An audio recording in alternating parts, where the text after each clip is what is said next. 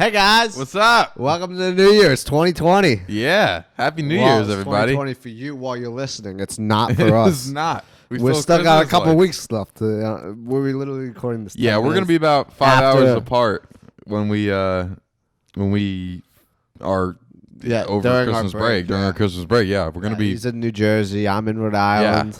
So it's just not convenient. As you may or may not know, we're pre-recording some episodes, and we have a pretty fun one planned. Yeah, we're gonna talk about some really cool stories from the 2019 season. Year in review. Yeah. Wrap it out with some of our favorites. There are some ones that we're not including. They're still really good. Yeah, we might throw them in. I'm thinking off the top of my head, the Hartwell episode. I was thinking that sitting too. on the couch. If you want to hear some great stories, that was a great memory. I don't even know what episode it is, but there's an episode titled Bass Stories and Pie. I think it's the only episode where the background of the thumbnail isn't this. Yeah, it's not this. Yeah. So it's if you want to check that one shot out, in a different area. Yeah. It's hilarious. If you want to hear some stories from like one particular thing, then that's one trip. Yeah, one trip. It's good. It was a really good time, and our pod on it was pretty fun. I think you'd enjoy it. But yeah, so we're gonna talk about. We got a couple stories lined up that we want to talk about. Yeah. First one. Start off. The first tournament that you and I ever fished together. Yeah. It's sentimental. Yeah. It's a sentimental trip. Till now, it's still the only big tournament we've ever fished together. Yeah. Have we even fished a small tournament together? Yes. Oh, we fished one at Neumann. Yeah. We've only fished 2 tournaments together. We only have. Yeah. Now it's sad. Yeah. We have boats. It's the problem. We both have boats. Yeah. None of us want to give up the power. No. The only reason I gave up the power for the Seminole trip was because my propeller was still in the rebalance. Oh, no. I got the propeller back, and I broke the fuel filter. Right. Off the Javelin. Yeah. And we didn't want to drive there separately if we were the only guys going. Yeah. Which we almost were. We had another team there. Yeah. So, yeah, we went to Lake Seminole for FLW's first FLW event of the year, and it was just hilarity all around, so we thought it'd be fun to tell a story. Seminole, if you don't know, it's a very, very sketchy lake to run. It's very long, too. It's very long. There's stumps in a lot of areas, so you have to stick to boat lanes. And you can run damn near 60 miles on that lake. Yeah. I think. Yeah. And we did it without a map. So we wanted to start out with that. We had 1 day of practice. I didn't have I didn't have the southeast or the southern chip for my Lowrance on like the Lowrance southeast mapping chip. So it was just an outline of the lake in blue. It was literally just no blue depth. lake. Nothing. Yeah. So we ran when we were running, so we ran practice and the tournament like this. I was on my phone on the Navionics app. Yes. Guiding with my hands. And I would be like, left, left, left, right, right, right, whenever we were about to hit something. I'd be driving, and he'd be pointing. I'd be pointing where we needed to go. It was horrific. So, yeah, if you think that you can't fish in the college series because you don't have to get... We did it. We did it. We came in 40... Yeah, we were in the 41st, maybe? Which is a miracle. Out of 175. It was pretty solid. We're continuing the story here. It's a miracle that we finished that high because we practiced the entire day. The day before, we practiced about 12 hours. 12 hours of practice. We caught one bass. Uno basso. We found nothing. Yeah, we went on only that bass on the tournament day. And we caught it off of one dock on a deep channel swing. So, yeah, we went to this dock on Seminole, the only dock we caught that bass on. And we show up, and on the second cast of the day, I believe, we doubled up. And then proceeded to fish that one dock for 5 hours. We caught our limit and cold ones on that dock. It's in video on this channel. You can check it out if you go back in time.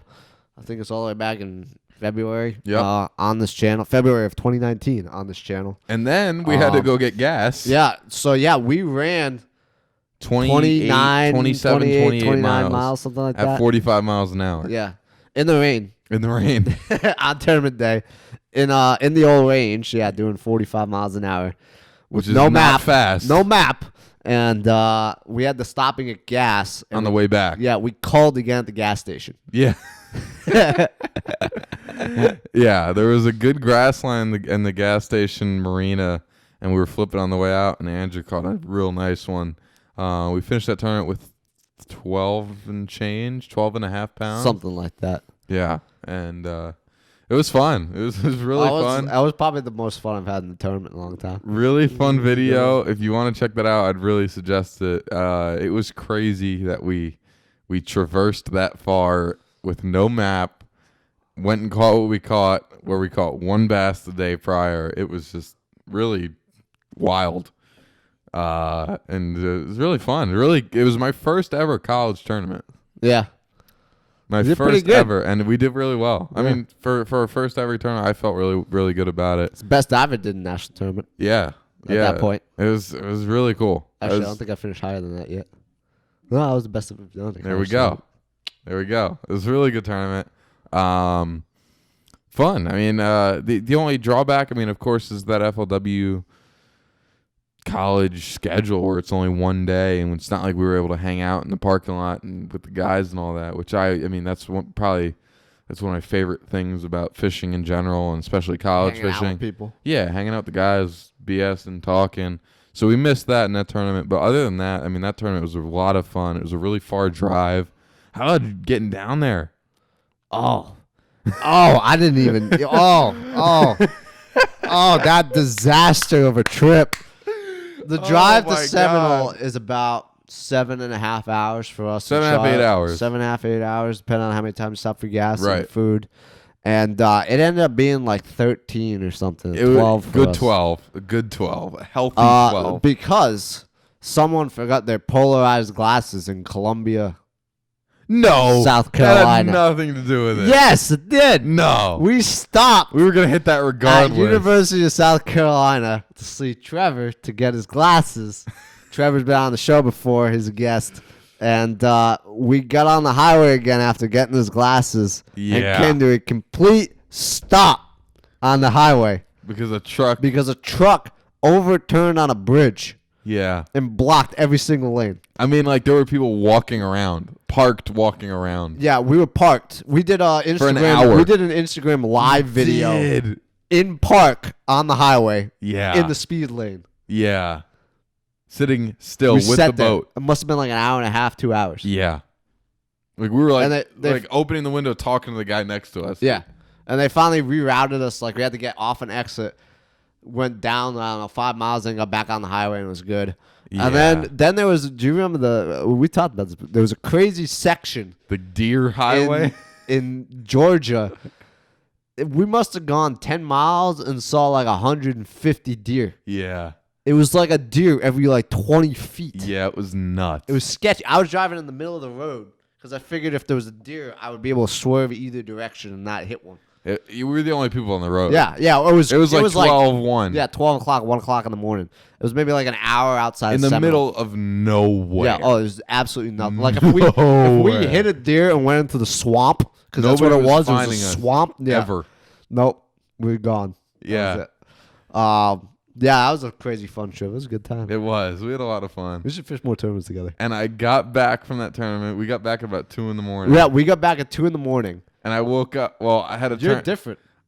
What did you do? You went and fished the tournament. I went to fish a tournament. I had to be at the ramp at 7 o'clock, and my alarm went off, and I did not wake up. And I woke up to buddies calling me at 7:30. I got up. We got on at 2 in the morning, and after driving 8 hours I overslept back to 2 Charlotte, hours for a club tournament. After driving, how'd you do in that tournament? That was my first ever club tournament. I think came in like sixth or seventh. Out of like 12. It was bad. I had to drive to a snowboard competition in Virginia. Right. So I drove 8 hours home. We got back at like 2 in the morning. I slept till 5, I think. So 3 hours of sleep, and I turned around to drive 5 hours to the middle of Virginia. Yeah. Nutty weekend. Yeah, crazy. That's college, I'm going to end up man. Doing that again, though, because I'm going to fish one. That's college fishing. I don't know if I'm going to fish Seminole, but. That's college fishing, man. Yeah, it was a lot of fun. It was a good time. If you want to see any of that trip, it's all on video earlier on in this channel. You can see all of that. Lake Seminole videos, you can find them. Honestly. Next story. Good Old Range did us a good job at Seminole. Yeah, Not really good job. so hot in St. Lawrence. It kind of struggled at St. Lawrence. Yeah, she did. She did. Day 2 of She the had a St. rough Lawrence trip. tournament. Anyone that was there, it kind of got a little sketchy. Yeah, At it got the a end of little that sporty. day, 3, get a 4 little- foot. get a little Not 3-footers. 3-footers. Yeah, about 3. I'd say 3. 2 to 3. 2. What It wasn't happened? that What happened bad. to you while you were running? I was fishing out my own boat. At this point, So I'll tell this story. Because you can tell the rest of the story on the way home. So it was day 2. I really struggled. There was very little sunlight. I didn't run to my main area because I thought I fished it out, which I probably did. And I just stayed close to the ramp and went to another area, and my fish were gone. I had found them the day prior in the tournament, and they were pretty much gone. So I scrapped up 12 pounds, like 11, 12 pounds by 10 in the morning, and sat on that until about 1. I culled with a 4.5 pound smallmouth, so I had like 13, 14 maybe. And I had missed 3 really good fish, 3 to 4 pound class fish that morning.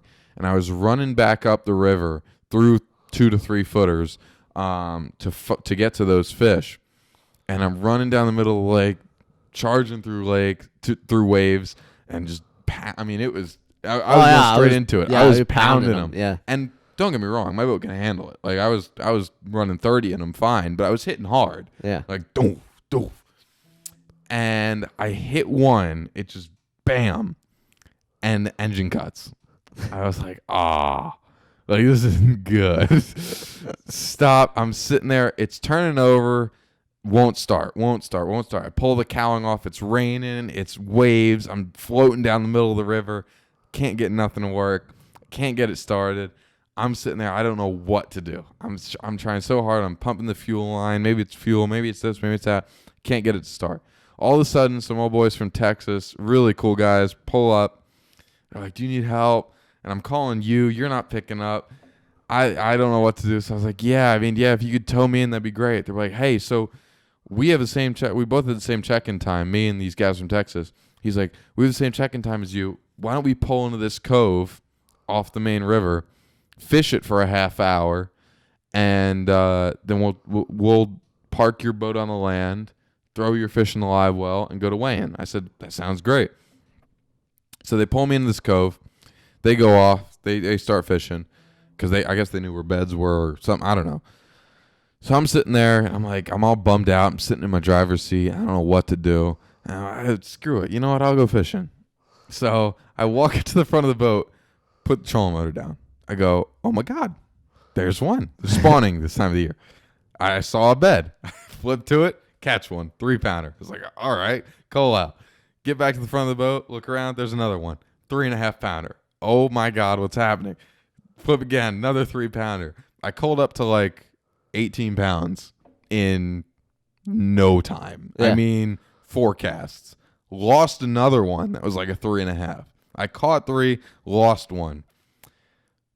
That was it. The guys came over, we parked my boat. Went in Canada. Yeah, I parked my boat in Canada, like on Canadian soil. Just left it there. Went weighed in, caught 18 pounds, weighed in, whatever. So then he weighs in, and I didn't know what was going on because it was pouring rain. Yeah. So I put my phone into like a dry area. Yeah. So I had to explain. Yeah, he had to explain to me. I my had to boat go was and in get Canada. him. Yeah. And I'm like, all right, we'll go get your boat. And so we drove over there. Still sketchy, like 3-foot waves. Yeah. And we got over there. We tied his boat to mine in Canada. I didn't do anything. He got on Canadian soil. No passport. Tough. I had my passport. Oh, you did? Lies. Oh, I didn't have my passport. I didn't get on Canada. You're still not supposed to without calling, so I'm still technically an illegal immigrant. Oh, nice. Yeah. We start towing him back, and halfway across the lake, my motor dies because it overheats. I still don't know what happened. So we start floating. Yeah, we were tied together, floating For like down the 5 St. minutes Lawrence River. until she kicked back on. Yeah, and I was able to kick her back on. We towed it the rest of the way. And that's where our problems started. Oh, if the problems hadn't already started already. Oh, yeah. Technically, the problems had already started. But that event started a whole slew of badness happening to us. Yeah. So we got back to the room, and we spent the night. My dad was coming up 2 his days dad later was to in come the area, fishing. So we were going to go fishing, and we were planning on spending a lot more time up there. So I was like, all right, let's fix the boat, see what's going on. So I diagnosed it as a bad rectifier. It wasn't charging. Put a new rectifier in it. The new rectifier blew out the computer because the computer was so old. Yeah. So we put a new computer in it. Seemed to work for a little while. It started. Yeah. Finally started. It did start. So that was part of the problem. We went out fishing Thousand Islands the next day, and no, it wasn't the rectifier. It was the stator.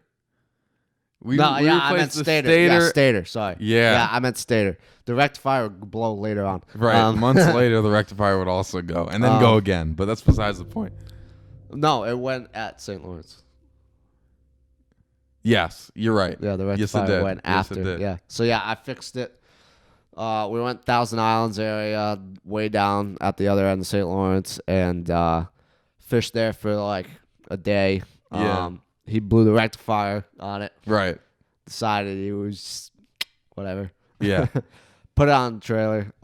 We decided we would go fish Oneida. Head home. So we'll head home. On our way home, we'll hit Oneida. So we head to Oneida, and about halfway through the trip. This is where I get yelled at. Halfway through the trip, am I breaking this news? Go for it. Breaking news. All right. Halfway through the trip, he was complaining that his car was driving weird. The whole trip, his ball joints were crap. I had known they were crap, so we just assumed they were the ball joints.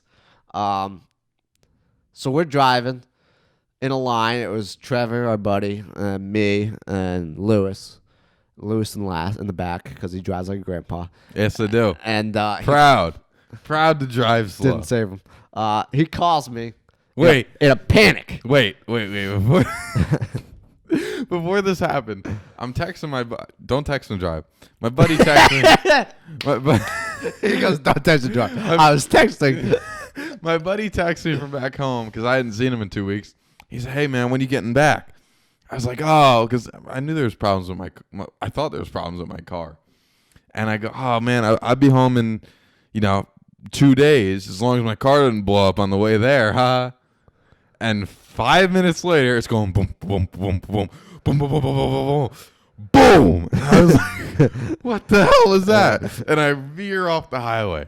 And I was like, oh, man, my ball joints that I've been worried about. They finally broke. I don't know what. So I call him. In a panic. He's like, the freaking ball joints are gone. I was like, the ball joints are gone. We're screwed. I can't get home. Because you'd be able to know better than I would, but that's not an easy fix on the side of the road. No, that's not something you fix on the side of the road. No. Bad news. So I'm pissed off. Go ahead. So I turn around. I call Trevor. I'm like, hey, I got to turn around and go get Lewis. I don't know what's wrong with him.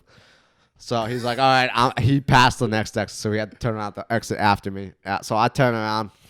I pull up. And guess who pulls up 3 minutes later? I pull up. I get out.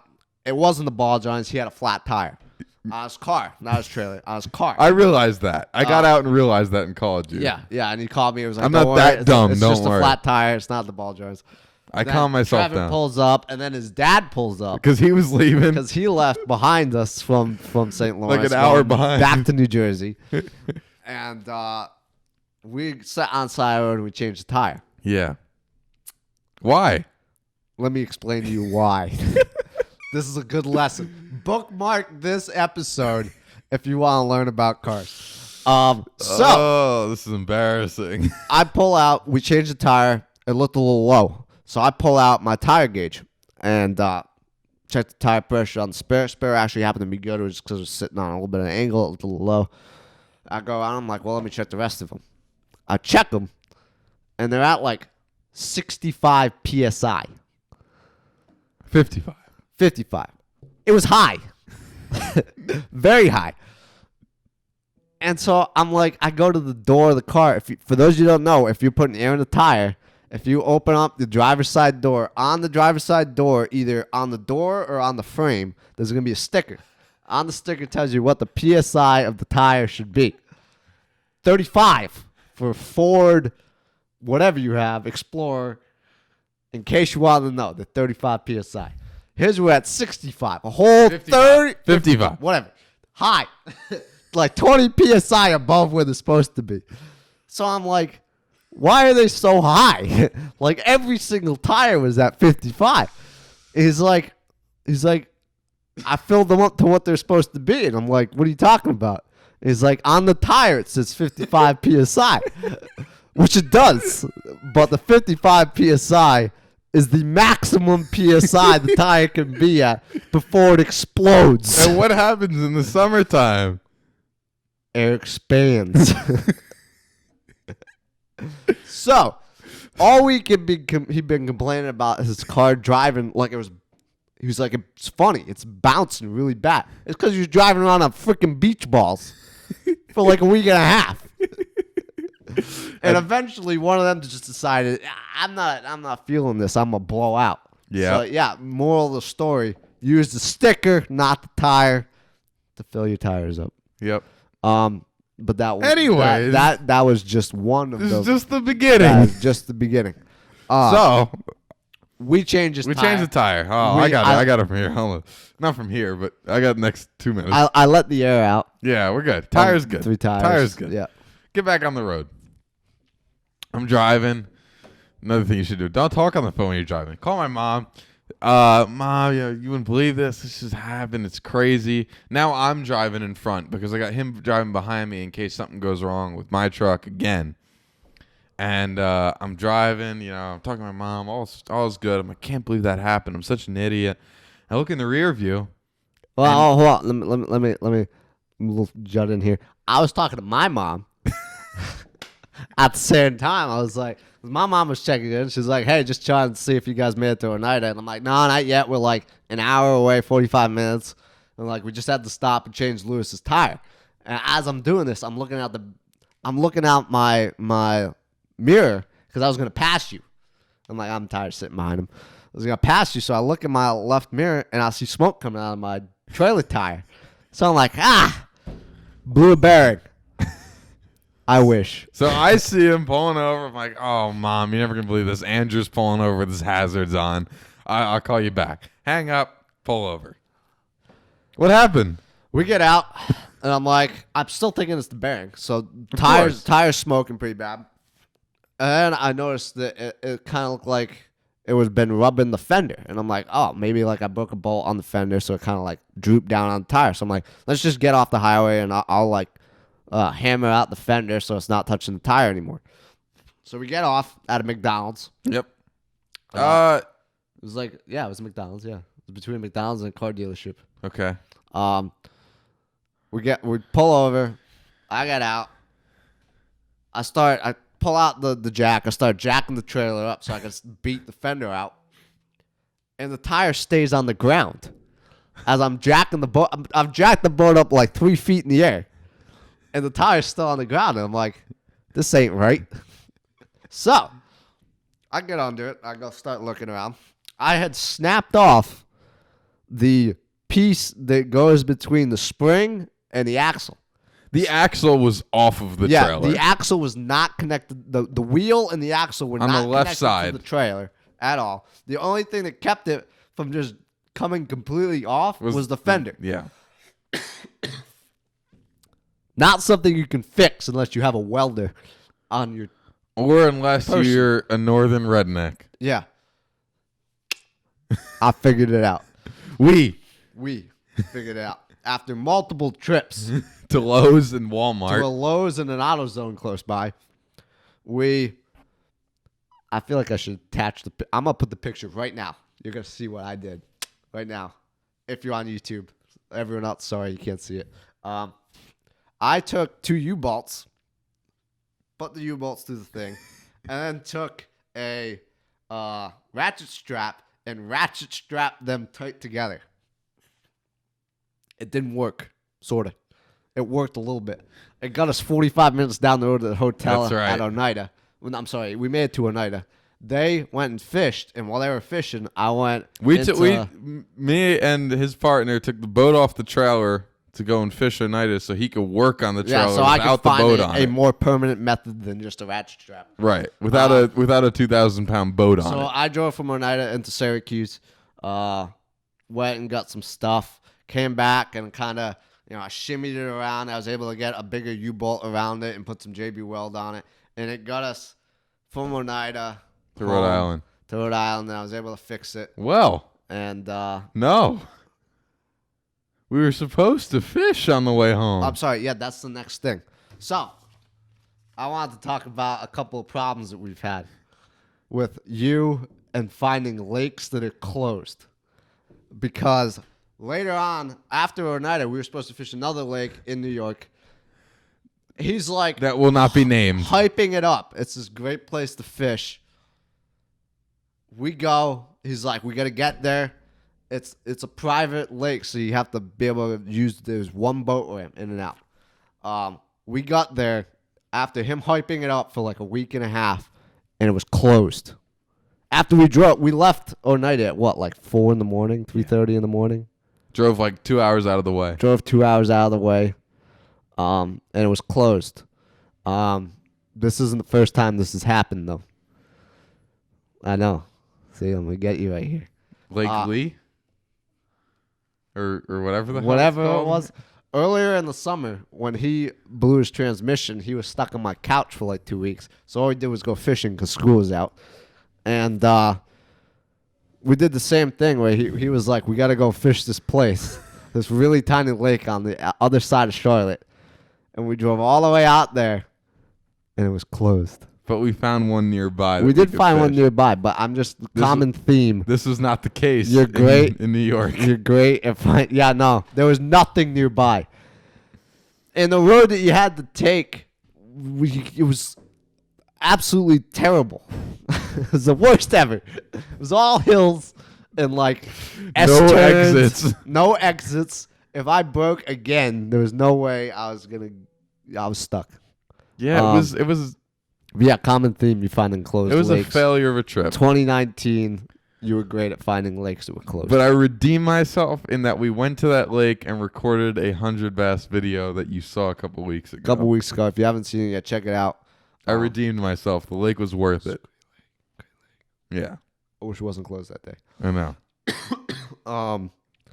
But yeah. Part of me is happy it was for different reasons. No, yeah, that's fair. But yeah, those are the two craziest stories I think we have from 2019. Yeah. What else you got on there? Other than the stuff that happened at Hartwell, You which, got like I anything said, else you gotta on go there? back. No, that was it. That's all. There's plenty more. I mean, little ones like after we filmed that 100 bass video, I drove up to a lake house in New York with my family and spent the weekend there. And I left from the lake house to go to the national championship in Tennessee. I left at 10 a.m. the morning before practice started, and I got to Dayton, Tennessee at 7 a.m. the next morning, and I did not stop to sleep. I drove straight through 17 hours, didn't stop other than to eat. And when I got there, I put the boat in and started fishing. I mean, yeah, we all. If anyone fished college, you're gonna have days like that. So, yeah. So, Not everybody has days when you finally get that far, put the boat in, yeah, and the engine doesn't it work right. takes a special person to do that. Oh yeah, that's right. Your engine didn't work then. Did it? No, Who got the call? me. I don't even remember what I was doing. You were with Joe. I remember that. I was with my brother, and I saw the number, and I'm just like, this isn't good. It's too early for this. Yeah, it was like 3 a.m. in the morning, and I was so tired Maybe we were out driving. fly I was fishing or pouring something. water on my head just to keep me alive. There was a puddle of water in the bottom of the car because I was like driving on the road. It was so bad. So bad. Man. Yeah, I had done something similar the year before. We on the way created up some Pickwick. memories. Oh yeah, this year was definitely memorable. Or last year at this point. Yeah. Last year. And this new year, we're looking to create some more good. Oh, it will good be memories and just stuff. as memorable. Yeah, I'm there's sure. gonna be some crazy stories from this year. I'm too. sure we will break things. I'm sure money will be spent in bad places, and I'm sure we will have great memories as well. Yeah. All of the above. All the above. But yeah, that was a couple of Couple of short couple little of stories. favorite stories from this year. Yeah, Just some fun stuff. fishing craziness. But if you guys got any crazy stories, If that doesn't inspire you to get into fishing, what will? I don't know what will. If you guys got any crazy stories, put them down in the comments. I'd love to read them. Yeah. From 2019. Yeah. Please share and like the post if you liked it, or Yeah. the podcast if you like it. We really, really appreciate it, guys. And We're gonna keep pumping them out. The next yeah, episode you yeah. see should be real time. real time. Yeah, we'll be back in real time at that point. Yes, we will. Christmas lights will be down. If we missed news, we're sorry. Yeah. If we've missed news the last 3 weeks, it's unfortunate. Our apologies, but we'll be back on it in a few weeks. Yep. And tight lines, guys, and Enjoy your holidays. can't wait to get 2020 season going. Yeah. By the next time you hear from us, we will be very close to our first tournament. So, some of us might be. hope you enjoyed your holidays, guys. And we'll see you. Peace.